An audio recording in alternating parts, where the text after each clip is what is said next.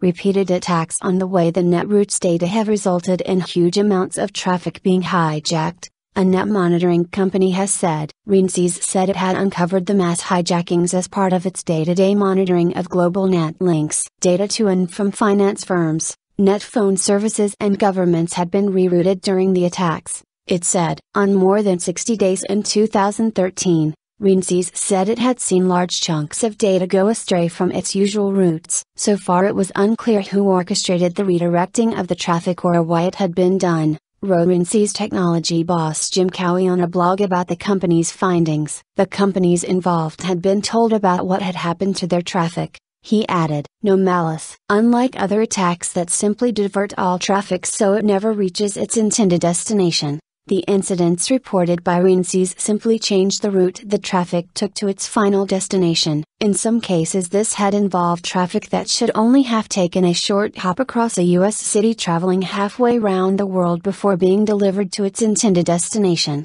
it said. This meant traffic had been slightly delayed but not so much targets would have noticed it had been rerouted, Renesys said. The traffic keeps flowing and everything looks fine to the recipient, wrote Mr. Cowie. This type of diversion is known as a man-in-the-middle attack because the perpetrator sits between a target and the entity it is swapping data with in order to spy on the traffic passing back and forth. Some of the biggest hijacks in 2013 had involved traffic being redirected to net companies in Belarus and Iceland, Renesys said. The Belarusian company has not commented on Renesys reports, but one Icelandic internet service provider, ISP, named by the company, blamed a software bug for the rerouting and said the incidents it had been involved with had not been malicious. Renesys' discovery meant route hijacking had moved on from being a theoretical threat to a phenomenon seen fairly regularly, said Mr. Cowie, adding the potential for traffic interception was very real. He said the discovery was troubling and should prompt action by banks,